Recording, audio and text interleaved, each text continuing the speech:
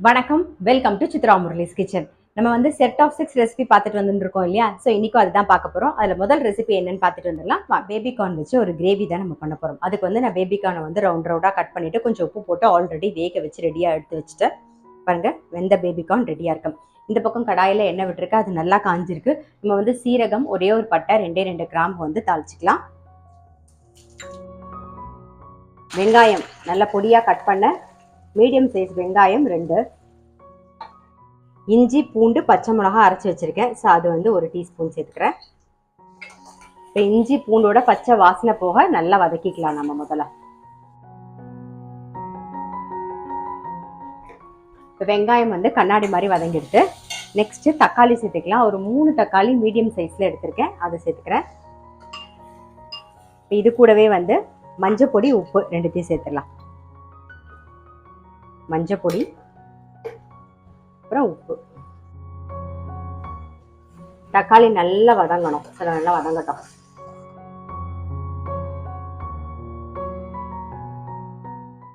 தக்காளி நல்லா வதங்கிடுது. காரத்துக்கு வந்து வரமிளகா பொடி பற்றி சேர்த்துக்கலாம். நம்ம வந்து பச்சை மிளகா வந்து சும்மா ஒரே ஒரு பச்சை மிளகா சின்ன சைஸ்ல தான் போட்டு அரைச்சோம். அதனால் காரத்துக்கு தகுந்த மாதிரி வரமிளகா பொடி. இது கூடவே வந்து நல்ல ஒரு ஃபுல் டீஸ்பூன் வந்து கோலாபுரி மசாலா பொடி, அதையும் சேர்த்துடலாம். நம்ம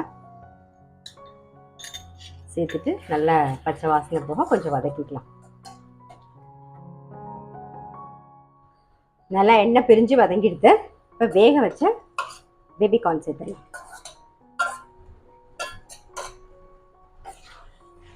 நல்லா ஃபஸ்ட்டு ஒரு மிக்ஸ் பண்ணிப்போம். மிக்ஸ் பண்ணிவிட்டு நான் வந்து என்ன பண்ணியிருக்கேன்னா, முந்திரி பருப்பை வந்து ஒரு 5-6 முந்திரி பருப்பை நல்லா அரைச்சி விழுதாக எடுத்து வச்சுருக்கேன். இப்போ அதை சேர்த்துக்கலாம். நம்ம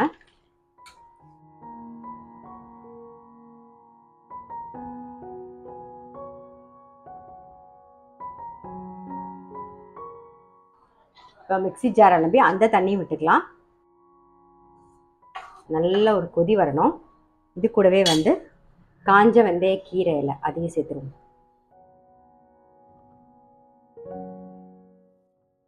எண்ணெய் பிரிஞ்சு நல்லா கொதிச்செடுத்து மேலாக ஒரு சின்ன ஒரே ஒரு பீஸ் வந்து வெண்ணெய் சேர்த்துக்கலாம். அப்புறம் கொஞ்சம் கொத்தமல்லி, அவ்வளோதான். ஆஃப் பண்ணிவிடுவோம். நம்மளுடைய பேபி கார்ன் கிரேவி வந்து ரெடி. இது வந்து நீங்கள் சப்பாத்திக்கு தொட்டுக்கிறதுக்கும் நல்லாயிருக்கும், சாதத்தில் பிசைஞ்சு சாப்பிட்றதுக்கும் நல்லாயிருக்கும். கீ ரைஸ் இல்லை ஜீரா ரைஸ் எது கூடவும் சேர்ந்து சாப்பிட்றதுக்கு ரொம்பவே டேஸ்ட்டாக இருக்கும். ஸோ கண்டிப்பாக வந்து ட்ரை பண்ணி பாருங்கள். நான் அடுத்த வீடியோவில் சந்திக்கிறேன். அடுத்த என்ன ரெசிபின்னு பார்க்கலாம். இப்போ வந்து ஹெல்த்தியான ஒரு ஸ்நாக்ஸ் தான் நம்ம பார்க்க போகிறோம். ஸோ அதுக்கு என்னென்ன வேணும் அப்படிங்கிறத பார்த்துடலாம். நம்ம அதுக்கு வந்து 1 கப்பு வேர்க்கடலை, ஒரு 1/2 கப்பு வந்து கருப்பு உளுந்து, 1/4 கப்பு முந்திரி பருப்பு, ஒரு 3 டீஸ்பூன் கசகசா, ஒரு 1/4 கப்பு எள்ளு, அதாவது நான் வெள்ளை எள்ளு எடுத்துட்டு இருக்கேன், கருப்பு எள்ளு இருந்தாலும் ஓகே. ஒரு 1/4 கப்பு வந்து பாதாம். இதுக்கு ஸ்வீட்டுக்கு வந்து நாட்டு சக்கரை தான் யூஸ் பண்ண போகிறோம். அது வந்து 1 கப்பு எடுத்துட்டு இருக்கேன். ஸ்வீட் வந்து உங்களுக்கு தகுந்த மாதிரி பார்த்து போட்டுக்கலாம். இப்போ என்ன பண்ண போகிறோம்னா, ஃபஸ்ட்டு வந்து வேர்க்கடலையே நம்ம வறுத்து எடுத்துக்கலாம். இது வந்து நல்ல ஒரு ஹெல்த்தியான ஒரு ஸ்நாக்ஸ். ஸ்கூல் விட்டு பசங்க வந்த உடனே நீங்கள் இந்த மாதிரி பண்ணி வச்சுட்டு ஒரு டெய்லி ஒரு உருண்டை கொடுத்தீங்கன்னா இதில் வந்து ஃபுல்லாகவே கால்சியம் சத்து நிறைஞ்சிருக்கிறதுனால ரொம்பவே நல்லாயிருக்கும்.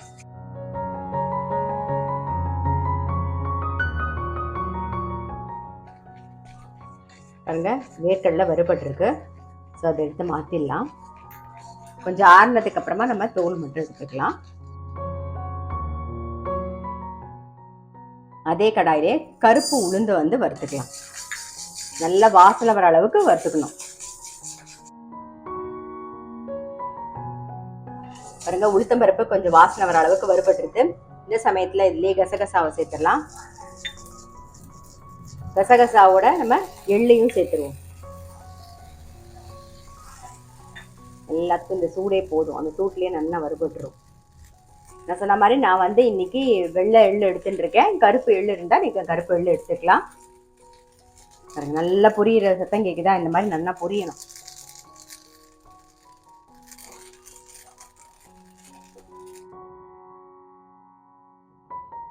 இப்போ வந்து ஒரே ஒரு ஸ்பூன் வந்து நெய் விட்டுக்கலாம்.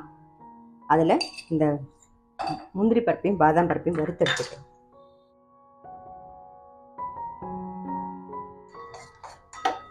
எல்லாம் வறுபட்டுருக்கு. நல்லா ஆறட்டும். ஆறினோடனே நம்ம அரைச்சி எடுத்துக்கலாம்.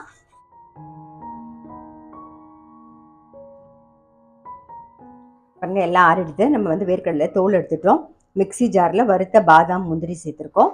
இப்போ தோல் எடுத்த வேர்க்கடலையும் சேர்த்துருவோம். அது கூடவே வந்து கருப்பு உளுந்து எள்ளு கசகசா வறுத்து வச்சுருக்கோம் இல்லையா, அதையும் சேர்த்துக்கலாம். இது எல்லாத்தையும் ஒரு ஓட்டு எடுத்துகிட்டு வந்துடுவோம். பாருங்கள் எல்லாத்தையும் சேர்த்து ஒரு ஓட்டியாச்சு. இப்போ வந்து நான் வந்து 1 கப்பு நாட்டு சக்கரை எடுத்து வச்சுருக்கேன். ஸ்வீட் வந்து உங்களுக்கு தகுந்த மாதிரி நீங்கள் எந்த அளவு எடுத்துக்கிறீங்களோ அது தகுந்த மாதிரி பார்த்து போட்டுக்கணும். ஸோ நாட்டு சர்க்கரையை சேர்த்து ஒரே ஒரு ஓட்டிக்கலாம். நாட்டு சர்க்கரையும் சேர்த்து நல்லா மிக்ஸ் பண்ணியாச்சு. ஒரு தட்டில் மாற்றிட்டு கொஞ்சமாக கையில் வந்து நெய் தடவி உருண்டையாக பிடிச்சிடலாம்.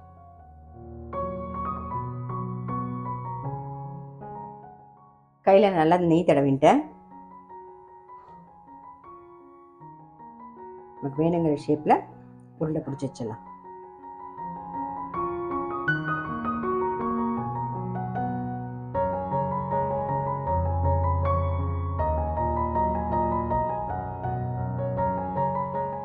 இப்போ ஹெல்த்தியான ஒரு உருண்டை ரெடி. இது வந்து வேர்க்கடலையும் நம்ம வந்து கருப்பு உளுந்து சேர்த்து பண்ணியிருக்கோம். கருப்பு உளுந்து நல்ல வாசனை வர அளவுக்கு நல்லா வறுத்துக்கோங்க. ஸோ கண்டிப்பாக ட்ரை பண்ணி பாருங்கள். நீங்கள் பண்ணி வச்சுட்டிங்கன்னா குழந்தைங்க ஸ்கூல் விட்டு வந்தோடனே கொடுக்கறதுக்கு ரொம்ப சௌரியமாக இருக்கும். குழந்தைங்கன்னு மட்டும் இல்லை, நம்ம எல்லாருமே சாப்பிட்றதுக்கு ரொம்பவே நல்ல ஹெல்த்தியான ஒரு ஸ்நாக்ஸ். ஸோ ட்ரை பண்ணி பாருங்கள். நான் அடுத்த வீடியோவில் சந்திக்கிறேன்.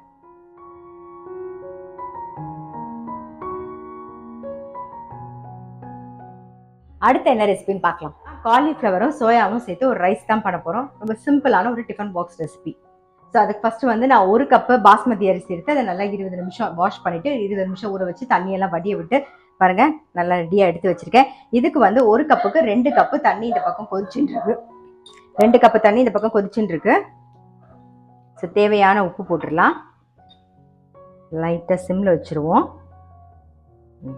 இப்போ இதில் ஒரே 1 ஸ்பூன் வந்து நெய் விட்டுக்கலாம். இதில் அரிசியும் சேர்த்து அப்படியே மூடி வச்சுருவோம். இந்த பக்கம் வந்து அரிசி வெந்துன்னு இருக்கட்டும்.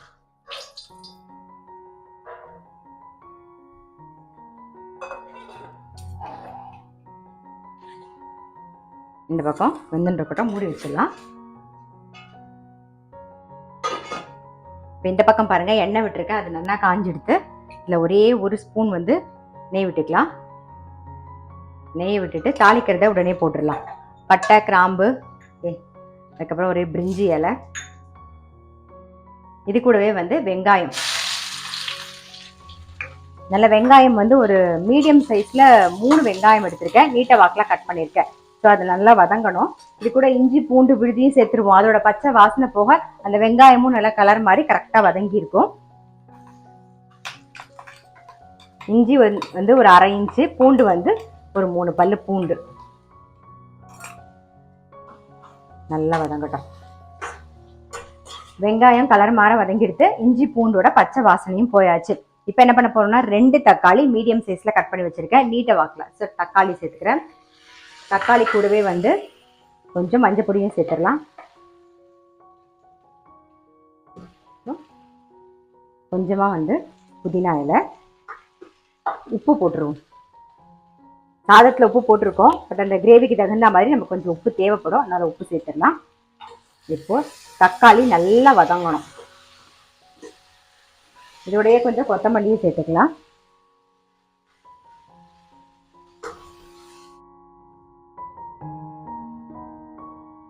தக்காளி நல்லா வதங்கிடுது. இப்போ காரத்துக்கு வந்து வரமிளகா பொடி மட்டும்தான். அதனால நல்ல ஒரு ஸ்பூன், 1லேருந்து ஒரு 1.25 ஸ்பூன் வரைக்கும் சேர்த்துக்கிறேன்.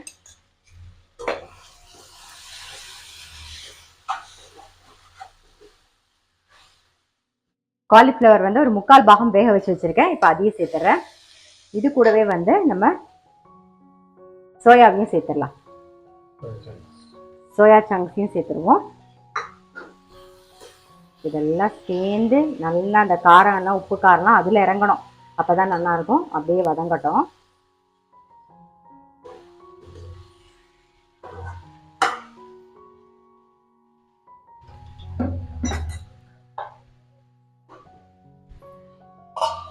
சிம்மில் வச்சிடலாம். கொஞ்சமாக தண்ணி விட்டு மூடி வச்சிருவோம்.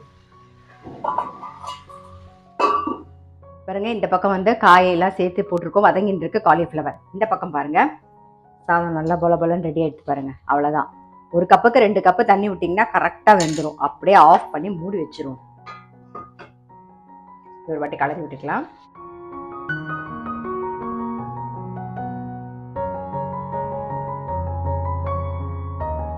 பாருங்க, இந்த பக்கம் காய் நல்லா வதங்கியிருக்கும்.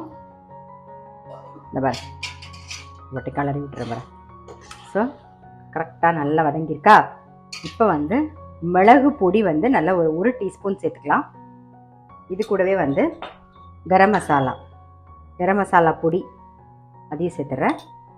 நல்லா மிக்ஸ் பண்ணிடுவோம். நல்லா மிக்ஸ் பண்ணிடலாம். ஃபஸ்ட்டு இந்த கரம் மசாலா பொடி அப்புறம் வந்து மிளகு பொடி இதெல்லாம் வந்து நல்லா அதோட மிக்ஸ் ஆகணும். ஸோ பாருங்கள், நல்ல மேலே ஃபஸ்ட்டு கலரி விட்டுக்கோங்க. மிச்சம் இருக்கிற புதினா இலையும் சேர்த்துருவோம். சேர்த்துட்டு இந்த பக்கம் சாதம் ரெடியாக இருக்குது. அதுலேயே ஏற்கனவே உப்பு போட்டிருக்கோம். நம்ம வந்து இந்த கிரேவி மாதிரி பண்ணும்போது இதுலேயும் உப்பு போட்டிருக்கோம். ஸோ அதனால் வந்து கரெக்டாக இருக்கும், மோஸ்ட்லி கரெக்டாக இருக்கும். அப்படி இல்லைன்னா நீங்கள் வேணும்னா மட்டும் டேஸ்ட் பார்த்துட்டு வேணும்னா ஆட் பண்ணிக்கலாம். சேர்த்துறேன். சாதம் நான் சொன்ன மாதிரி ஒரு கப்புக்கு 2 கப்பு தண்ணி விட்டு வச்சிங்கன்னா இந்த மாதிரி நல்லா அழகாக போலன்னு அழகாக வரும். இது அப்புறமா எடுத்து போட்டுடலாம். ஜஸ்ட் ஒரு மிக்ஸ் பண்ணிப்போம். இந்த மாதிரி கலரும் போது பெரிய கரண்டியை விட உங்களுக்கு இந்த ஸ்பூன் வந்து ரொம்பவே சௌரியமாக இருக்கும். ஏன் தெரியுமா, உடையாமல் அப்படியே கலரி விட முடியும். இல்லைன்னா ஃபோர்க் இருந்தால் அதில் கூட நீங்கள் வந்து கலரி விடலாம்.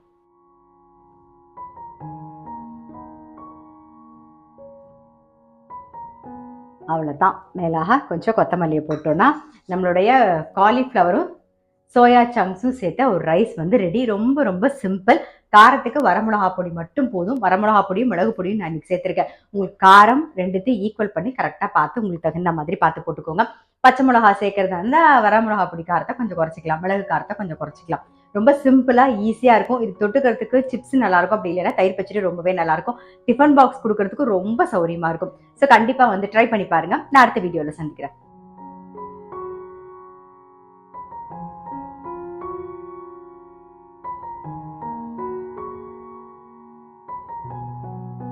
அடுத்த என்ன ரெசிபின்னு பார்க்கலாம். சப்பாத்தி அப்புறம் சாதத்தில் பிசைஞ்சு சாப்பிட்ற மாதிரி நம்ம வந்து உருளைக்கிழங்கும் வெந்தயக்கீரையும் வச்சு ஒரு கிரேவி தான் பண்ண போகிறோம். ஸோ அதுக்கு ஃபஸ்ட்டு கடாய் வச்சுருக்கேன். அதில் கொஞ்சம் எண்ணெய் விட்டுக்கலாம்.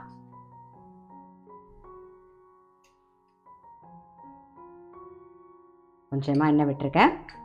ஸோ இதில் வந்து வதக்கிக்க போகிறது வந்து 2 கிராம்பு, ஒரு ஏலக்காய், இஞ்சி வந்து ஒரு அரை இன்ச்சு, ஒரு 5 பல்லு பூண்டு, ஒரே ஒரு பச்சை மிளகா, மீடியம் சைஸில் 2 வெங்காயம், ஒரு 10 முந்திரி பருப்பு, அப்புறம் தக்காளி வந்து ஒரு 3 தக்காளி கட் பண்ணி வச்சுருக்கேன். இப்போ இதெல்லாம் நம்ம முதல்ல வதக்கிக்க போகிறோம்.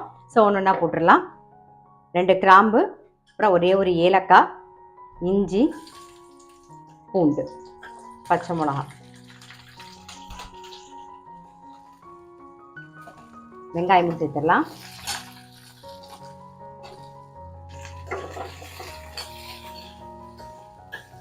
முந்திரி பருப்பு சேர்த்துடலாம். இது கூடவே வந்து தக்காளி கொஞ்சம் நல்லா வதங்கட்டும். கொஞ்சமாக உப்பு சேர்த்துக்கலாம். பூண்டு வேண்டான்னு நினைக்கிறவங்க வந்து பூண்டை வந்து அவாய்ட் பண்ணிக்கலாம். வெங்காயமும் வேண்டாம் அப்படின்னு நினச்சிங்கன்னா பூண்டு வெங்காயம் ரெண்டுத்தையும் அவாய்ட் பண்ணிவிட்டு இதே மாதிரி வதக்கி அரைச்சி பண்ணிங்கனாலே போதும். பாருங்க, தக்காளி ரொம்ப வதங்கணும்னு இல்லை, நம்ம திருப்பி கொஞ்சம் வதக்க போகிறோம்.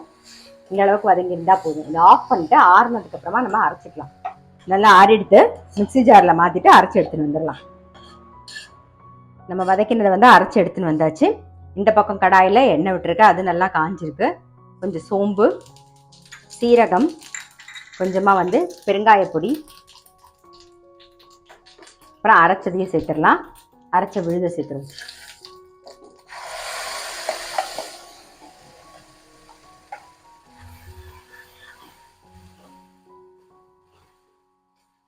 கொஞ்சம் வதங்கட்டும். மிக்ஸி ஜார் எல்லாமே அந்த தண்ணி கொஞ்சம் விட்டுருவோம். கொஞ்சம் வதங்கட்டும். அதுக்குள்ளே இந்த பக்கம் என்ன பண்ணியிருக்கோன்னா கடாய் வச்சுருக்கேன். அதில் கொஞ்சமாக வந்து எண்ணெய் விட்டுருக்கேன். நம்ம வந்து உருளைக்கிழங்கு, ஒரே ஒரு உருளைக்கிழங்கு நல்ல பெரிய சைஸில் ஒரு உருளைக்கிழங்கு தோலெல்லாம் எடுத்துகிட்டு கட் பண்ணி வச்சுருக்கேன். இந்த பக்கம் வந்து நம்ம உருளைக்கிழங்கை வதக்கிக்கலாம். இந்த உருளைக்கிழங்குக்கு தேவையான உப்பை இப்போ சேர்த்துடலாம்.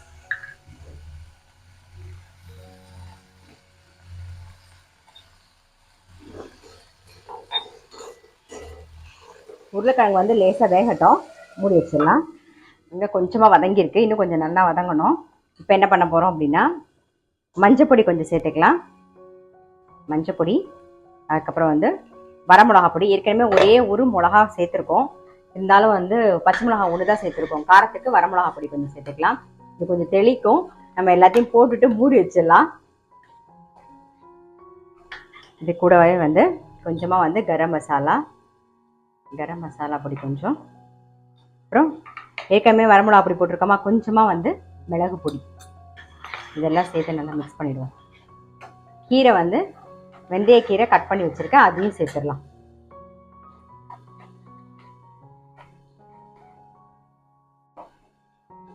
இதெல்லாம் நல்லா மிக்ஸ் பண்ணிவிட்டு மூடி வச்சிடலாம், வதங்கட்டும்.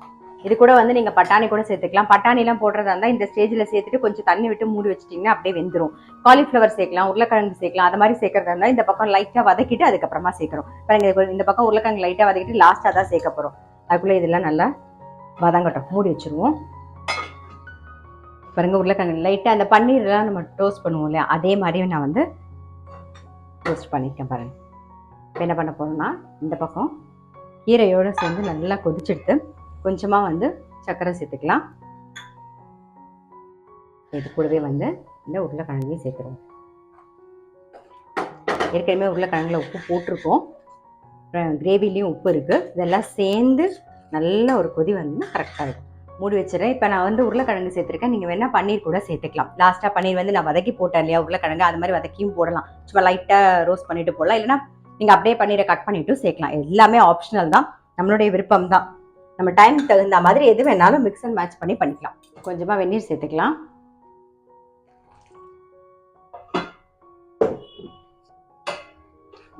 சேர்த்து ஒரு கொதி வரட்டும். நம்ம வந்து வெந்நீர் சேர்த்துருந்தோம், சேர்த்து நல்ல ஒரு கொதி வந்திருக்கும் பாருங்கள்.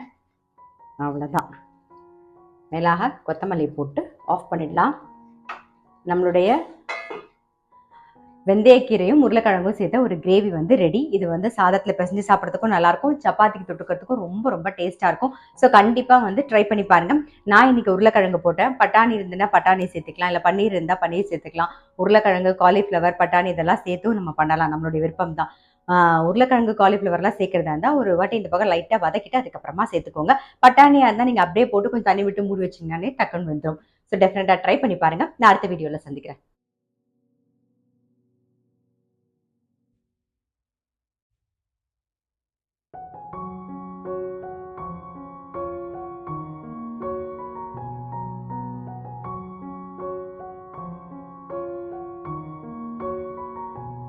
அடுத்த என்ன ரெசிபி பாக்ஸில் வந்து ஒரு ஊத்தப்பம் தான் பண்ண போகிறோம். அதுக்கு வந்து ஒரு 1/2 கப்பு ஓட்ஸ் எடுத்திருக்கேன் பாருங்கள். ஃபஸ்ட்டு மிக்சி ஜாரில் ஒரு ஓட்டு ஓட்டிக்கலாம்.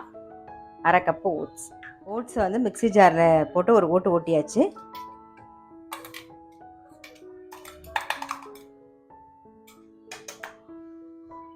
இது கூடவே வந்து ஒரே ஒரு டேபிள் ஸ்பூன் வந்து ரவை,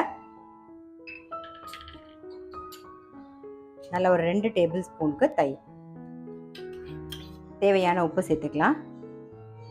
இது வந்து இன்ஸ்டண்ட்டாக டக்குன்னு பண்ணிடலாம். இப்போ டயட் இருக்கணும்னு நினைக்கிறவங்க வந்து இந்த மாதிரி ஒரே ஒரு 1/2 கப் எடுத்துக்கிட்டிங்கன்னு வச்சுக்கோங்க, 2 ஊத்தப்பம் கண்டிப்பாக வரும். ஸோ டெஃபினட்டாக அது நமக்கு கரெக்டாக இருக்கும். அந்த மாதிரி இதில் காய்கறி போட்டுக்கலாம், வேணால் கேரட்டு, குடமிளகா இருந்தால் போட்டுக்கலாம். நான் வந்து இன்றைக்கி வெங்காயம், தக்காளி, பச்சை மிளகா, கொஞ்சம் கருவேப்பிலை கட் பண்ணி வச்சுருக்கேன். இதுதான் நான் இன்றைக்கி சேர்க்க போகிறேன். இது கூட நீங்கள் கேரட்டு அப்புறம் குடமிளகாலாம் குட்டி குட்டியாக கட் பண்ணி போட்டிங்கன்னா நல்லா ஃபில்லிங்காக இருக்கும். ஸோ டயட்டுக்கு ரொம்ப ஆப்டான ஒரு ரெசிபி இது. கொஞ்சமாக தண்ணி விட்டு நல்லா மிக்ஸ் பண்ணிப்போம்.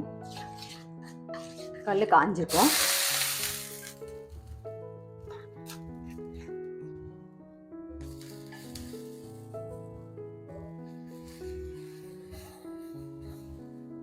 நம்ம வேணுங்கிற அளவுக்கு இது போட்டுக்கலாம்.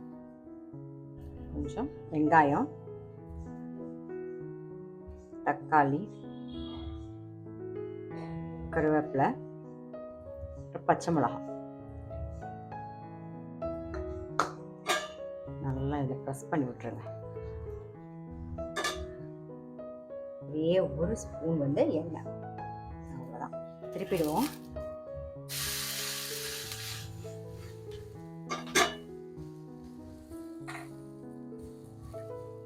நல்லா சிம்மில் வச்சு பொறுமையாக வேக விடுங்க. ஏன்னா அப்போ தான் அந்த ஓட்ஸ் அப்புறம் அந்த ரவையெல்லாம் நல்லா வேகும். அதனால சிம்மில் வச்சு வேக வச்சுக்கோங்க. எடுத்துடலாம். பாருங்க 2 பக்கமும் நல்லா வெந்துடுத்து, கல் நல்லா காஞ்சிடுத்து.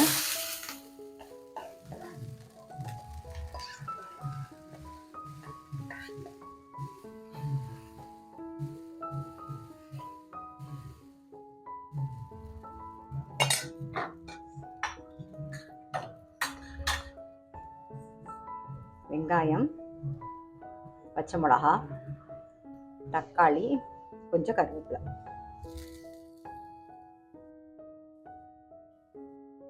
வெங்காயம் கொஞ்சம் கூட போட்டுக்கலாம்.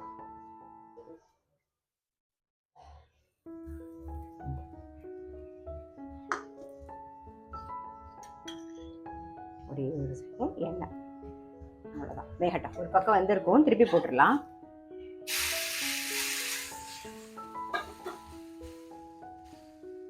நல்லா ஒரு ஸ்பூன் எண்ணெய் எடுத்துடலாம். நாம பாருங்க, ஓட்ஸ் ஊத்தப்பம் எப்படி பண்ணுறதுன்னு பார்த்துருப்பீங்க. நான் எடுத்துட்ட அளவுக்கு வந்து 2 ஊத்தப்பம் கரெக்டாக வந்தது. இப்போ நீங்கள் வந்து உங்களுக்கு எந்த அளவுக்கு வேணுமோ அந்த குவான்டிட்டி எடுத்து பண்ணிக்கலாம். நம்ம டயட் இருக்கணும்னு நினைக்கிறோம், சரி ரொம்ப சிம்பிளாக போதும் அப்படின்னா காய்கறி நிறைய சேர்த்துக்கணும்னா இந்த மாதிரி நீங்கள் வந்து ஓட்ஸை வந்து நல்லா ஒரு 1/2 கப் எடுத்து அரைச்சிட்டு டக்குனு வெங்காயம் என்ன காய் வேணாலும் உங்களுக்கு என்ன காய் வேணாலும் போட முடியாது. நம்மளால குடமிளகா கேரட்லாம் போட்டால் கொஞ்சம் வந்து அது வெந்து வரும்போது சாப்பிட்றதுக்கு ரொம்பவே நல்லாயிருக்கும். ஸோ அந்த மாதிரி போட்டு டக்குன்னு பண்ணிடலாம். டெஃபினட்டாக ட்ரை பண்ணி பாருங்கள். நான் அடுத்த வீடியோவில் சந்திக்கிறேன். இது கூட வேணும்னா நீங்கள் ஒரு ஜூஸும் சேர்த்து குடிச்சிக்கலாம். அதாவது கேரட்டு பீட்ரூட்டும் சேர்ந்து எடுத்துக்கலாம், இல்லைனா பீட்ரூட்டும் ஆப்பிளும் மட்டும் சேர்த்து கூட ஜூஸ் போட்டு குடிக்கலாம். இதெல்லாம் நம்மளோட விருப்பம் தான். டயட்டுக்கு ஏற்ற மாதிரி 2 ஊத்தப்பம் சாப்பிட்டு ஒரு ஜூஸ் குடிச்சிங்கன்னா ஃபுல்லாக அந்த மீல் காலையில் மீல் வந்து கம்ப்ளீட் ஆகிடும். ஸோ கண்டிப்பாக ட்ரை பண்ணி பாருங்கள். நான் அடுத்த வீடியோவில் சந்திக்கிறேன். தொட்டுக்க வந்து சட்னி நல்லா இருக்கும். இதுல காரமா பச்சை மிளகாய் இருக்கிறதுனால ஓகே, இல்லைன்னா மிளகா பொடி கூட நல்லா இருக்கும். ஸோ ட்ரை பண்ணி பாருங்க.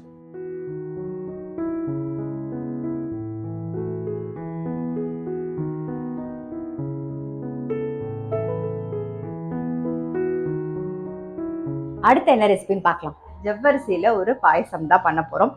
அதுக்கு வந்து ஃபர்ஸ்ட் வந்து நெய்ல வந்து ஜவ்வரிசியை நம்ம வறுத்துக்கலாம்.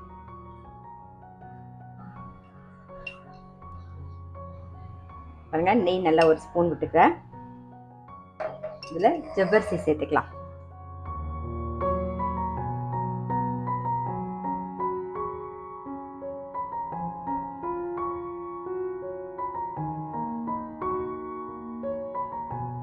ஜவ்வரிசி வந்து எந்த ஜவ்வரிசி வேணாலும் எடுத்துக்கலாம். நான் இப்போ வந்து ரொம்ப குட்டியா இருக்கிறது இருக்கேன். நீங்க மீடியம் சைஸ்ல இருக்கு பாத்தீங்களா, அந்த ஒயிட்டா இருக்குமே அந்த ஜவ்வரிசி கூட நீங்க எடுத்துக்கலாம். இதுல வந்து பாயசம் தான் பண்ணணும்னு இல்லை. இன்னைக்கு நீங்க வந்து வடையாவும் பண்ணிக்கலாம், இல்லைன்னா கிச்சடியாவும் பண்ணலாம். ஜவ்வரிசியில எது வேணாலும் நம்ம பண்ணலாம்.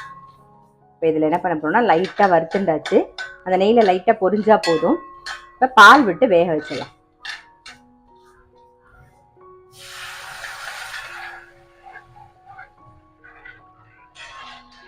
பாருங்க, சின்ன ஜவ்வரிசி அப்படிங்கிறதுனால சீக்கிரமா வந்துடும். கொஞ்சம் பெருசா இருந்தா நீங்க ஊற வச்சுட்டு வேக வச்சுக்கோங்க. இப்போ இதுக்கு வந்து பால் ஏற்கனவே 1 டம்ளர் பால் விட்டுருந்தோம். மிச்சிருக்கிற பாலையும் விட்டு நல்லா கொதிக்க விட்டுடலாம். இதுக்கு வந்து நான் இன்னைக்கு வெல்லம் தான் சேர்க்க போறேன், சக்கரை சேர்க்க போறது இல்லை. அதனால வந்து நான் ஒரு கண் மதிப்பா வந்து ஒரு 1/2 கப்புக்கு வந்து வெல்லத்தை வந்து கரையை விட்டு எடுத்து வச்சிருக்கேன்.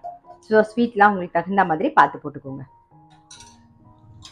இதுலயே கொஞ்சம் ஏலக்காயும் போட்டுருவோம்.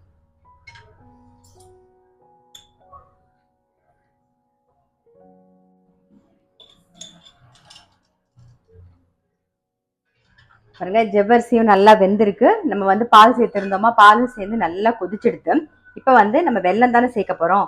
ஸோ அடுப்பை ஆஃப் பண்ணிட்டு கரைச்சி வச்சிருக்கிற வெல்லத்தை அப்படியே சேர்த்துட்டு மிக்ஸ் பண்ணிட்டே வாங்க. கைவிடாம கலரிட்டே இருங்க. அவ்வளோதான்.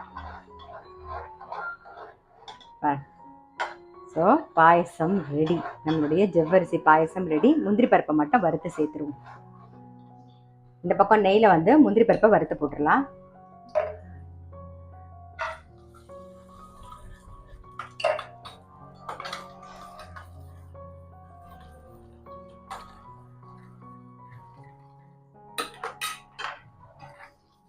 இந்த சூடே போதும்.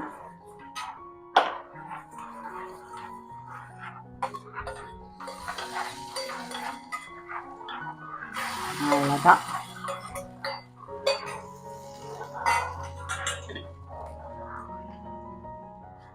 நம்மளுடைய ஜவ்வரிசி பாயசம் ரெடி. ஸோ கண்டிப்பாக நீங்களும் வந்து ட்ரை பண்ணி பாருங்க. திரும்பவும் எல்லாருக்கும் வந்து உலக மகளிர் தின நல்வாழ்த்துக்கள். அது மட்டும் இல்லை, இந்த மகளிர் தின ஸ்பெஷலாக வந்து ஜிபிசி பெருங்காயத்தில் ஆஃபரும் இருக்குது. 10% ஆஃபர் கொடுத்துருக்காங்க. அவங்களோட நம்பர் வந்து டிஸ்கிரிப்ஷன் பாக்ஸில் கொடுக்குறேன். வேணுங்கிறவங்க கண்டிப்பாக வந்து அவைல் பண்ணிக்கோங்க. நான் அடுத்த வீடியோவில் சந்திக்கிறேன்.